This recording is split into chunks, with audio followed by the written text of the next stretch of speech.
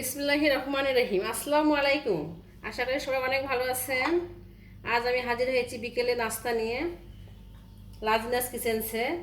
আজ আমি করে দেখাবো ফিশ কাটলেট। প্রথমে বলে দিচ্ছি ফিশ কাটলেট বানাতে যা যা লাগছে। এখানে আমি মাছ আগে থেকে লবণ, হলুদ, রসুন বাটা, জিরা বাটা দিয়ে কাটা বেছে রেখেছি সিদ্ধ করে। এখানে আলু সিদ্ধ করে রেখেছি, কাঁচা মরিচ কুচি আর শুকনো মরিচ বেটে রেখেছি। এখানে পেঁয়াজ কুচি নিয়েছি আমি, আর 4 পিস পাউরুটি।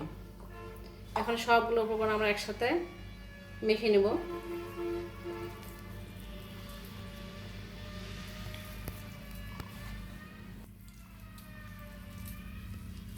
এভাবে হাত দিয়ে আলুগুলো মেখে নিচ্ছি। এভাবে হাত দিয়ে ভালো সুন্দর করে আলুগুলো মেখে নিচ্ছি আমি মাছের সাথে। ছোট বাচ্চারা মাছ খেতে চান, এভাবে কাটলেট করে খাওয়ালে তারা খুব পছন্দ করবে। তারপর পাউরুটিগুলো হাত দিয়ে ছিঁড়ে ছিঁড়ে দেবো টুকরো টুকরো করে।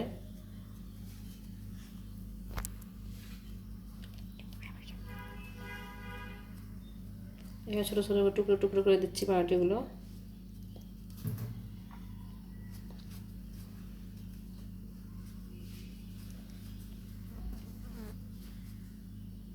পাউরুটিগুলো দেওয়া হয়ে গেল আমার।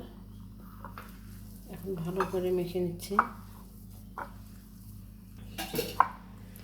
অবশ্যই মাছের কাঁটা ভালো করে বেছে নেবেন, নাহলে হাতে লেগে যাওয়ার ভয় থাকে। সবটুকু পেঁয়াজ কুচি দিয়ে দিলাম, কাঁচামরিচ কুচিগুলো সব দিয়ে দিলাম, শুকনো মরিচ কাঁচামরিচ কালারের জন্য।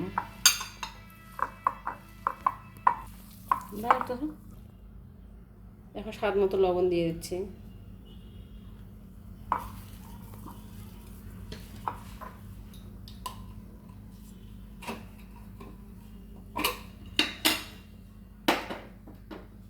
মশলা গুঁড়ো দিয়েছি যেহেতু মাছ গন্ধ থাকবে না।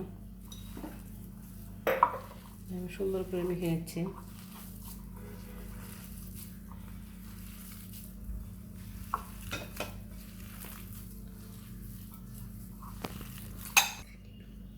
এইভাবে আমি এখন শেপ করে নিচ্ছি কাটলেটের আকারে। আপনারা আপনাদের পছন্দ মতো শেপ করে নিতে পারবেন। এইভাবে করে আমরা রেখে দিচ্ছি। এভাবে সবগুলি আমি কাটলেটের শেপে করে নিয়েছি। আপনার ইচ্ছা মতো শেপ করতে পারবেন, লম্বা গোল। এখন তেল গরম হয়ে আসছে, আগে থেকে তেল গরম করে রেখেছিলাম আমি। এখন আমি বসাই দেবো।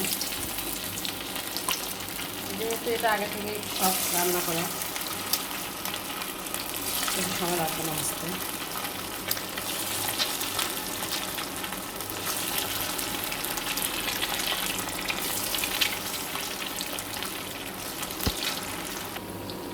এভাবে উল্টে দিচ্ছি। এই যে একদিকে হয়ে গেছে, সাবধানে উল্টে দেবে, সাবধানে।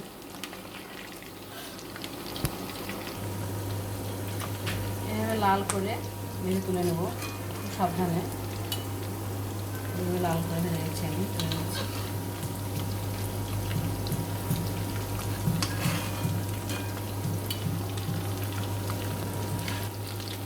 এভাবে আরও কয়েকটি ভেজে তুলে নিলাম, লাল করে, একদম লাল করে তুলে নিচ্ছি। আমার রান্না যদি আপনাদের ভালো লাগে তাহলে অবশ্যই আমার চ্যানেলটি সাবস্ক্রাইব করবেন।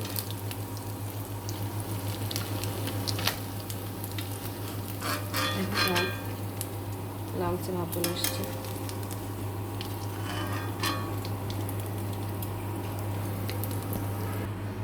খুব সহজে তৈরি হয়ে গেল আমাদের মজাদার ফিশ কাটলেট।